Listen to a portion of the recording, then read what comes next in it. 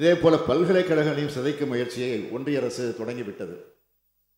துணைவேந்தரை தேர்வு செய்ய அமைக்கப்படும் தேர்வுக்குழுவை ஆளுநரே தீர்மானிப்பார் என்று யுஜிசி எனப்படும் பல்கலைக்கழக மானியக் குழு விதிமுறை வகுத்துள்ளது.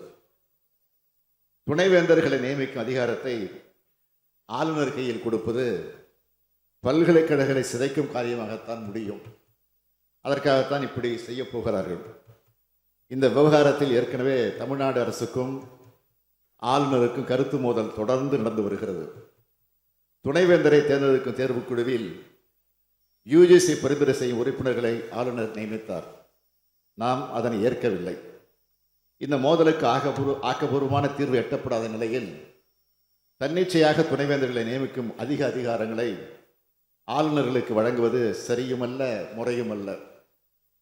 இவர்களாக ஒரு உத்தரவை போட்டுவிட்டு இதனை அமுல்படுத்தாத கல்வி நிறுவனங்கள் யுஜிசி திட்டங்களில் பங்கேற்க முடியாது என்று சொல்வது அநியாயம் அல்லவா?